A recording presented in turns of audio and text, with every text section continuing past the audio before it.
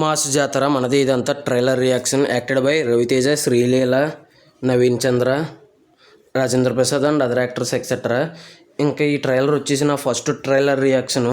నా ఛానల్లో రివ్యూస్ ఉన్నాయి, చెక్ చేయండి. మొన్న వచ్చిన సినిమాలన్నీ రివ్యూలు పెట్టాను, నచ్చితే సపోర్ట్ చేయండి. ఇంకా ఈ ట్రైలర్ అనేది ఈరోజు వదులుతానన్నారు. ఏ టైంకి వదులుతారు అనేది టైం రివీల్ చేశారో లేదో తెలియదు, కానీ నేను తెగెత్తుకుతూనే ఉన్నాను. ఫోన్ ఎక్కువసేపు చేతిలో పట్టుకుని, నేను పట్టుకున్నంతసేపు రాలేదు. వేరే పనో టీవీయో చూస్తున్నప్పుడు వచ్చింది. నాకే ఎలా జరుగుతుందా లేదా అందరికీ ఇలాగే ఉందా? టైం ఏదైనా రివీల్ చేశారా నాకు తెలియలేదా? టైం రివీల్ చేశాను అనేది తెలియట్లేదు. టైం రివీల్ చేశారని తెలిస్తే కనుక ఈ ట్రైలర్ది ముందే రిలీజ్ చేశారా టైం కూడా అనేది కింద కామెంట్ చేయండి ఎవరికైనా తెలిస్తే. ఇంక ఈ ట్రైలర్ వచ్చేసి 2 minutes 32 seconds ఉంది ఇది ఈ ట్రైలరు.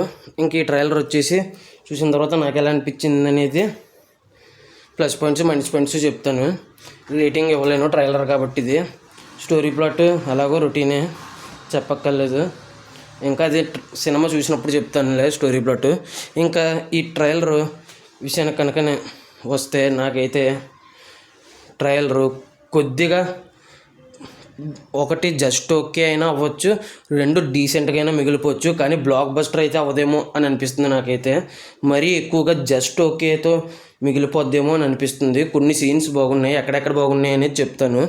ఇంకా ప్లస్ పాయింట్స్ విషయానికి కనుక వస్తే 2 minutes 23 seconds దగ్గర రవితేజ గారు కత్తి నోట్లో పెట్టుకున్నారు. దానికి తగ్గ సీను, ఆ ఫైట్స్, అక్కడ ఫైట్ కొద్దిగా వైలెన్స్ ఎక్కువ ఉంది, కానీ గూస్ బంప్స్ తెప్పించింది. ముఖ్యంగా గూస్ బంప్స్ తెప్పించడానికి ముఖ్య కారణం ఏంటంటే భీమ్స్ శేషరేలియో గారు మ్యూజిక్. ఇంకా ఇంకొకటి వచ్చేసి మాస్ మహారాజా అంటారు కదా రవితేజ అని, దానికి తగ్గ గ్రేస్ ఎనర్జీతో చేశారు. ఇది అందరికీ తెలిసిన విషయమే. ఇంకొచ్చేసి యాక్టింగ్ అయితే అందరిది బాగానే ఉంటుంది ఈజీగా, కానీ స్టార్టింగ్ 1 minute అలాగేమో కొద్దిగా రొటీన్గా అనిపించింది. ఆ తర్వాత ఏమో నవీన్ చంద్ర గారి క్యారెక్టర్ లుక్ బాగుంది, ఒక డిఫరెంట్ క్యారెక్టర్ లాగా అనిపించింది. దాన్ని హీరో కూడా డిఫరెంట్గా ఎదుర్కొంటాడేమో అని అనిపించింది మిగతా 1 నిమిషం 32 సెకండ్లు. ఇంకా అలాగ అనిపించింది. ఓవరాల్గా జస్ట్ ఓకే టు డీసెంట్ దగ్గరకు వస్తుందేమో అనిపిస్తుంది. మరీ ఘోర పరాజయం అయితే అవ్వదేమో అని అనుకుంటున్నాను. నేనైతే విఫలమైతే అవ్వదు అనుకుంటున్నాను ఈ సినిమా అనేది. ఇంకా వచ్చేసి ఈ ట్రైలర్ మైనస్ పాయింట్స్ వచ్చేసి క్రాక్ సినిమాని కొద్దిగా పోలినట్టు ఉంది. మళ్ళీ దానికి తోడు ఇంకో సినిమా వచ్చేసి ఈడియట్ లవ్ స్టోరీలా కొద్దిగా పోలినట్టు ఉంది.